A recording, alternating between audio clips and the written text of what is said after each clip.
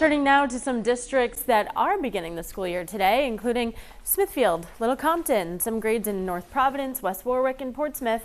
And over in Massachusetts, students in Attleboro are returning to school today. Many more towns later in the week, especially tomorrow.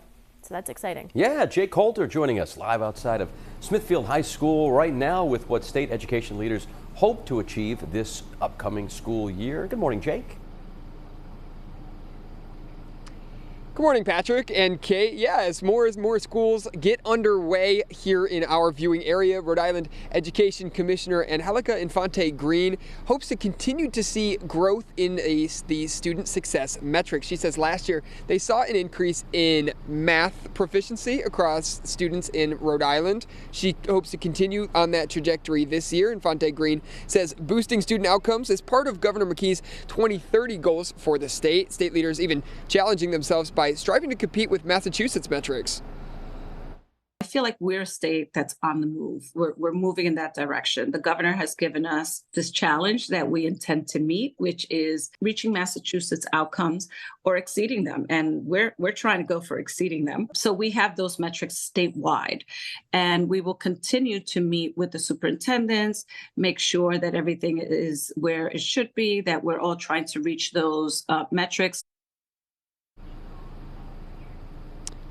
Now, Infante-Green also stressed the importance of attendance. She says missing even one day of class can lead to a snowball effect that can put your student behind. I'll have more on that in the next half hour, but for right now, live in Smithfield, Jake HOLTER, 12 News. All right, thanks, Jake. Stay with WPRI 12, WPRI.com for complete back-to-school coverage over the next several days.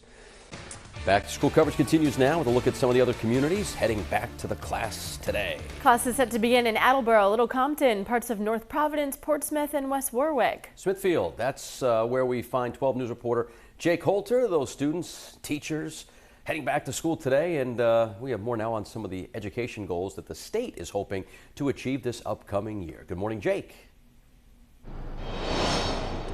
Good morning, Patrick and Kate. Yeah, that's right. As always, the Rhode Island Department of Education wants to see student success metrics on the rise year to year. Governor McKee also saying that he wants the state to be competitive with Massachusetts in its metrics. Education Commissioner Angélica Infante-Green says the first step to boosting student success is making sure attendance is up and that students are showing up in the first place. She says attendance issues have been increasing nationwide and can be detrimental to a student's level of achievement.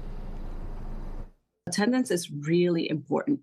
Nationwide, chronic absenteeism has gone up. We have seen it here in Rhode Island, and we have a very keen focus this year on attendance. So parents, if you're listening, 2 days out of the month that your child missed puts them in jeopardy of being chronically absent. For Rhode Island, it's 18 days. Now, Infante-Green says obviously some absences can't be predicted or prevented, but even just one day that a student misses means that they can get behind on those lessons that tend to build off the lessons on the day prior and can set a student up for getting behind. So making sure that you're at school is of utmost importance. For now, live in Smithfield, Jake HOLTER, 12 News.